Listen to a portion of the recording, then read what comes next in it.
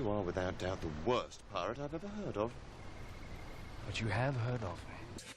Hello, beautiful people.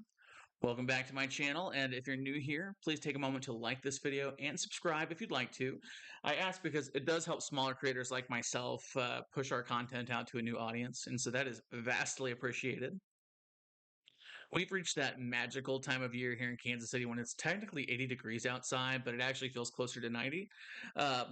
Love that that's also happening in April instead of May and June like it normally does. And as you can imagine, I'm pretty thrilled about it. Also awesome to hear yard work happening when there's a thunderstorm brewing. But in short, the weather here sucks. Well, it sounds like crap, right? Kind of like how Google search sucks. And if you're of a particular age, you can probably recall a point when, Google was not only functioning really well, but was also governed by people with more of an ethical worldview, shall we say. Those days are probably long past, and anyone who uses Google can readily see that it's a bit crummy now compared to what it was maybe 10 or 15 years ago. The very first time I used Google search with its AI overview, I asked it to give me a summary of the 2024 Super Bowl, and it told me that the Chiefs won on a late field goal by the great Patrick Mahomes, which is obviously absurd. Any Google search you're doing these days, it's going to give you nearly half a page of sponsored listings. So if you're no longer getting organically elevated quality search listings like you did 20 years ago, now you know why. But the cherry on top is the moment you hit enter, your search or whatever you were searching for is mined and sold to Google's clients, so that they can serve you up those spammy personalized ads you see on your other apps as well. What the? What's all that crap? Note that, I have left out some of the better known alternatives like Kagi or Brave or Quant. It's easy to find information on those, and I don't use any of them personally, so I didn't feel comfortable including them in this video. The first one I wanted to talk about is UDM14. And have you ever heard the term de-Google?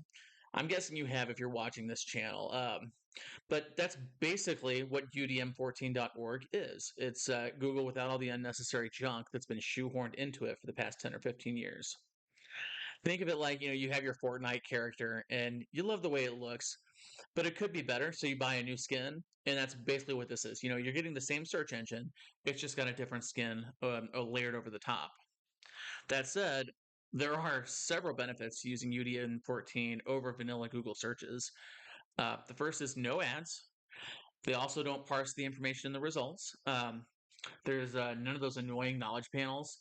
And the look and feel is kind of similar to what you may have seen when Google was a little bit older, which for us nerdy millennials is kind of a cool feature. So it hits a nostalgic note. Most importantly, it takes away all the negatives that I mentioned above, like the AI overview and the sponsored listings. Collect underpants. Phase 2. Phase 3, profit. So if you are wedded to Google search, this is the way to go. Just understand that there is a drawback here as well. And that is, like I mentioned, it is the same search engine underneath. So you're seeing the same lower quality of results that you've probably become accustomed to over the last few years. And unfortunately, that's kind of a bummer. The second search engine I wanted to talk about is called Mojeek. Now, Mojeek isn't overly pretty to look at, and I realize that may bug some people, but personally, I find it kind of refreshing. The design of their page isn't 100% minimalist, but much more functional, than most of the search pages out there. Those others for me are a little overloaded, very overstimulating, and kind of just crammed to the gills with content, and most of it is stuff I didn't ask for in the first place. Crap, not too bad. That said, I also like how they've structured the subpages on their site, and in particular the news and image pages, which likewise demonstrate a focus on functional over clickbait. And another huge benefit of Mojeek is that they are operating with their own index, so the results you see are actually specifically curated towards creating more effective and useful search functionality. Their policy is no tracking, zero, zilch, nada, and in fact, they claim to be the first search engine to have actually done this. And That may actually be true because Mojeek's been around for about 15 years now. Now, the drawback with Mojeek is that it does have ads. They don't function like Google's do. They aren't quite as intrusive. It's a privacy-focused browser, so they're 100% related to your search query, aren't tiled halfway across the page, and won't follow you all over your socials like the ones that are sold through Google. And this last one is the weirdo of the bunch. It's called Marginalia. And well, I guess the kind way to put it is that it's different, maybe a little bit weird, which you can readily see from the formatting of its bare bones homepage. Hi. Welcome. Welcome to my weird house. Marginalia is it's an open source search engine operating out of Sweden. It has no tracking and is GDPR compliant. And it prioritizes your privacy by avoiding tracking and choosing not to force cookies on its users. Also, they aren't selling your data either, which is kind of cool. And it may go without saying at this point, but there's no AI used in this project, so you're not having to look at a bunch of slop. It's that's pretty great. But what makes Marginalia different and definitely weird is that its focus is on non-commercial content, which sets its operations in pretty stark contrast to the big guys like Google and Bing.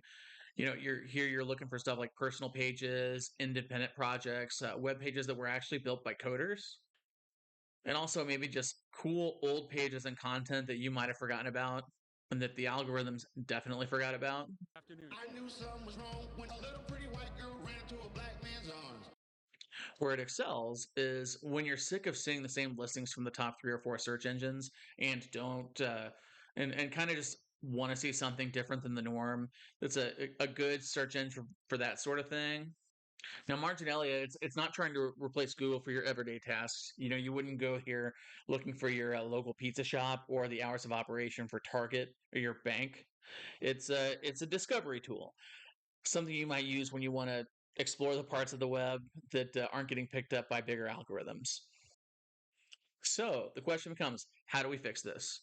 Is there an easy way to avoid Google and improve your privacy and get rid of all that AI slop that's been wrapped up in your search engine of choice? Save me! It's actually fairly simple. The easiest way is to update the default search engine used in your preferred internet browser. And for the TLDW crowd, I've added a link to a step-by-step instruction site in the description below. Now, what you see should be similar to this. First, you want to click on the menu in the upper right corner of the browser window, which will bring up more than a few options. You're looking for something like settings. It's most likely under settings.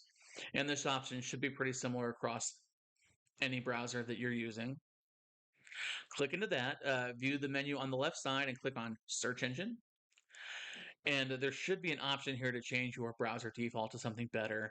And if not, your browser may also have the option to direct your searches to a custom URL. Unfortunately, mine does not. You can also use a browser add-on or an extension to achieve this. Start by clicking on the same menus before, and you're looking for an option to access add-ons or extensions. And once you've navigated to these options, you should see an option for a Play Store, an add-on directory, something like that, with a search box. And you can use that to define the product or the specific function that you're looking for. So you want to search for Quant or Kagi or Brave or something like that. And in this case, we're going to search for Quant, just as an example. And you can see that once you've located the extension, adding it's actually very straightforward.